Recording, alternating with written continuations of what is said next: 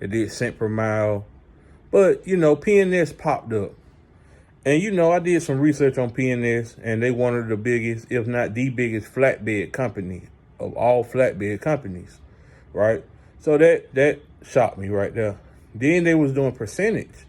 So they were doing 27% of all the loads, right? And then a $40 tart pay, right? So before I get into all of that, I want to say that I did some hard consideration with them.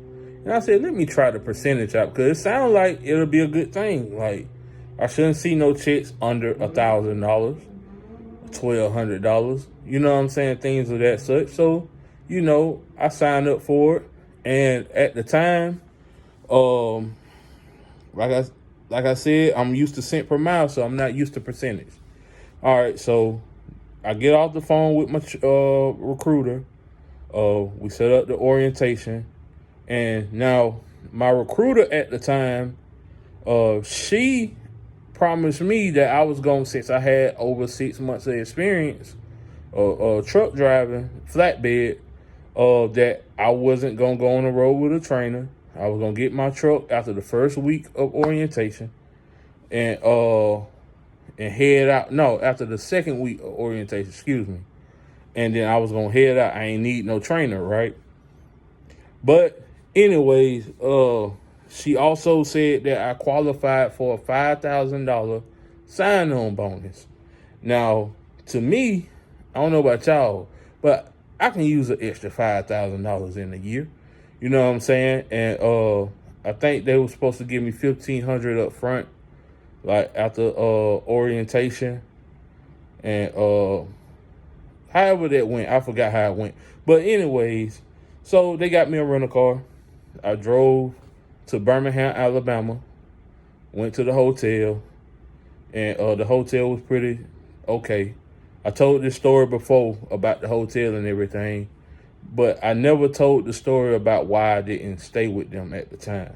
So, I went, first day of orientation, everything was cool. They treated you like family. For a big company, they treated you like family. You got to turn in your rental cars the first day, like after the first day of orientation and everything. So that's a part of it too. But, we went in the first day. They did the roll count, letting you know what was going to happen. Then I asked the question about the sign-on bonus. And then they told me that my recruiter was wrong and I didn't qualify. But they told me, the people that worked there, they told me that I should be able to get my own truck without going on the road with a trainer. I was like, okay, that's cool. But I was kind of missing that five. Don't tell me something and then it ain't going to happen. Like, I ain't tripping about the $5,000 sign-on bonus if you didn't tell me that I was going to get it. You shouldn't even told me. So I was expecting. So there was one lie that they told. All right, cool. I ain't really tripping on it. So we go through orientation, a bunch of videos. They feed you good up there. Bunch of videos, a bunch of paperwork the first week. And I was in flatbed 101. So that means that I was supposed to get on my own truck without a trainer. But you know how that go. I only had like 6 months of experience at that time. So in their mind, they thinking that I ain't have enough, which they was right. It's some things that I learned from my trainer at P&S that he made backing easier to me in a flatbed. Like, he made that super easy. Like, I still use that to this day, so shout out to him. But, I went through the first week, all the paperwork and everything. And then week 2 come where we got to do the securement part of the flatbed training. And that's when you go to the yard, you got on your boots, got on your vest, got on your hard hat. And he want to see how you do throughout the week. You're going to be tested both weeks. So you got to pass everything on the test. But he want to see how you do with the slinky coils. Like, they're going to have some tires set up where it was 4 of us in the class. He put us in 2 groups, 2 in each group. And the first group go, See, one throw the straps across, the other one throw it back across. Then you do the butterfly, so forth, so on, right? All right, we did that. Then we did the steel plates with the chains. You know, how to throw chains across, how to use the ratchet binders, and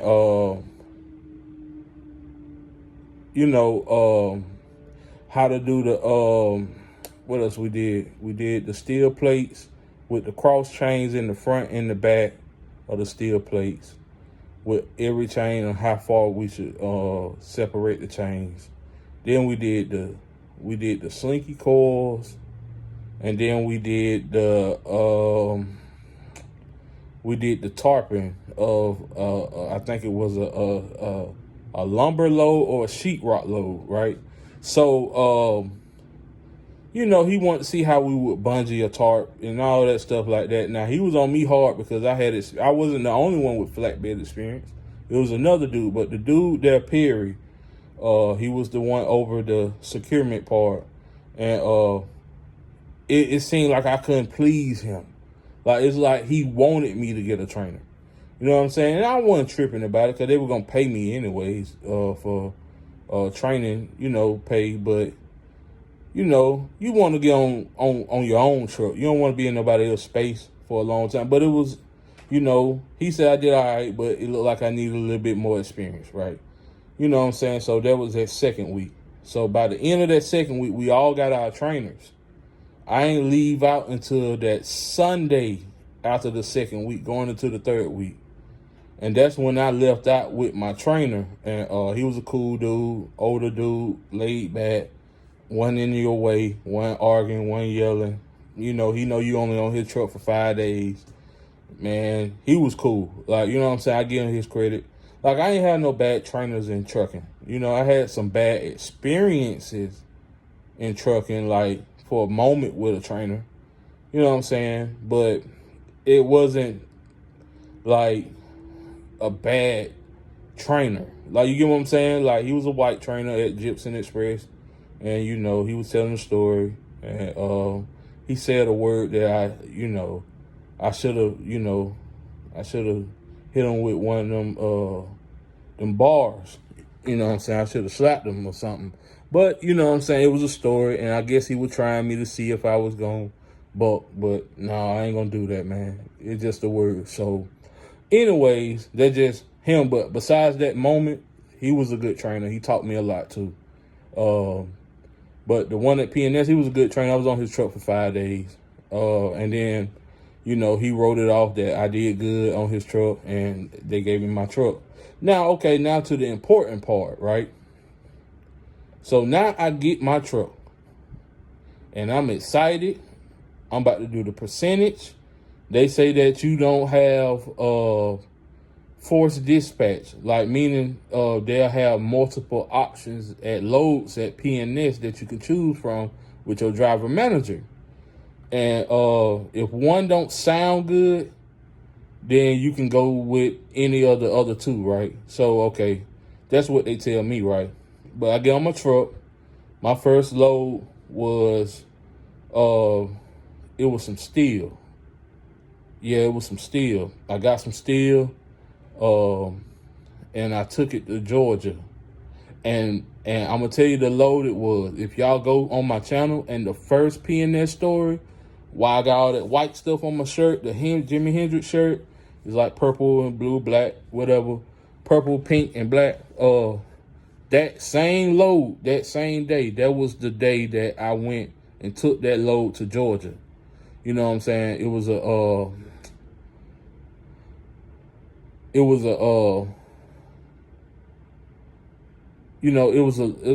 short load from Alabama to Georgia, but it paid pretty decent, you know what I'm saying, for the load. And that was my introduction to P&S, the percentage game. I didn't have to tarp it. It was real dusty out there, though. So I'll never forget that one because I got lost. It wasn't on the GPS, so I couldn't find it. It was more like residential. And yeah, it was one of those things. So Then the second thing, that I got to say about P&S is, after that load, they were more consistent with giving me one load, right? You know what I'm saying? To pick from. I guess I'm starting out with them. They just trying to build a trust. And I think my driver manager was new. You know what I'm saying? Like, I wasn't like, he was more like slow with picking loads, right? So we both new to this. Like, we kind of knew. Like, I'm in my first year of flatbed, and this is first year at being a driver manager. So I liked them for a little while until I started seeing that I wasn't seeing no growth.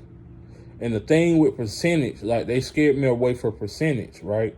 P&S, because I was seeing like $800, $900 checks. Now I'm coming from Gypsum, where once I hit $1,200, I didn't see nothing less than $1,200 checks, right? So that's a big jump down. Like, that first week I seen like 1,000 at P&S. The second week I seen probably like, 950. The third week, it was like 950, and then it was like 850. Then he give me one load, and I never forget this load. It's from Alabama all the way to New Jersey. Now that load, it was a good load. I ain't gonna lie, that was most of my check.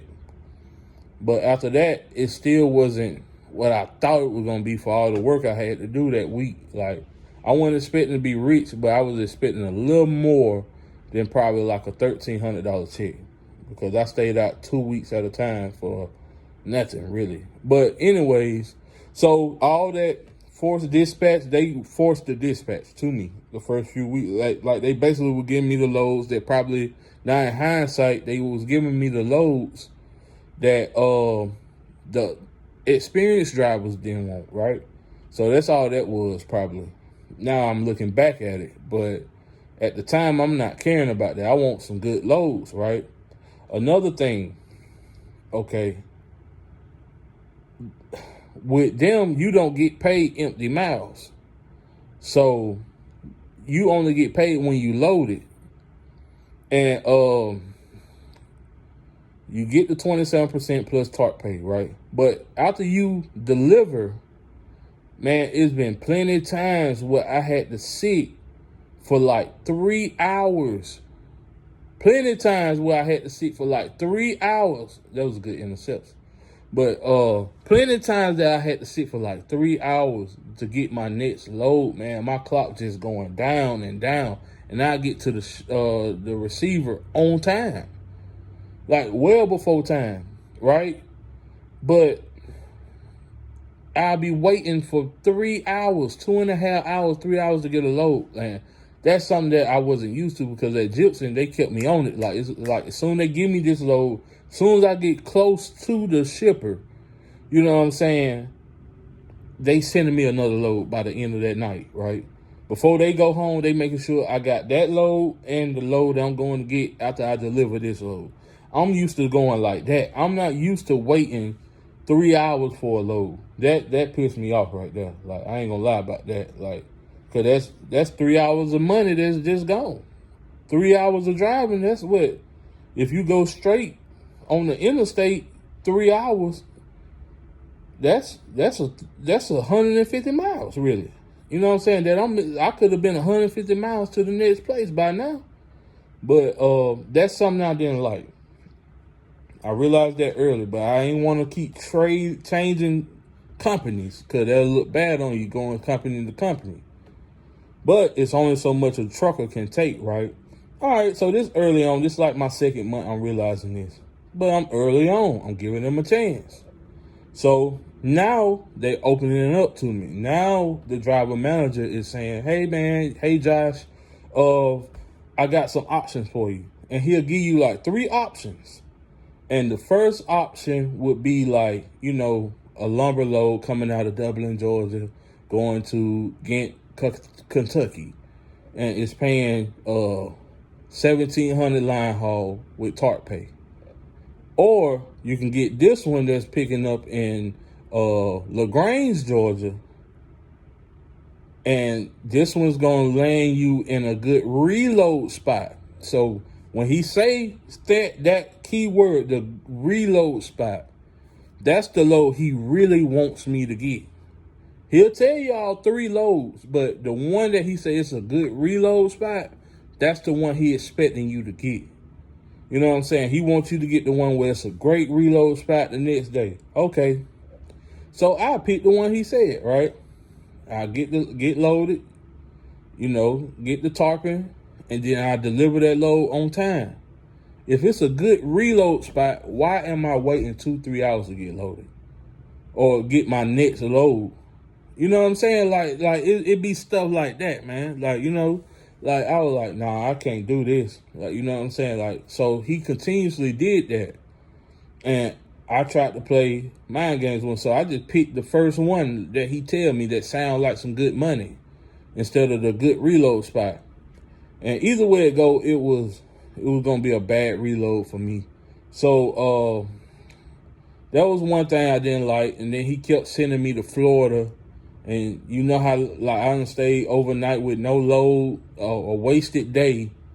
Couldn't get nothing to get out of Florida. So I told him when I first met him, he said, anywhere you don't want to go. I said, Florida and New York City.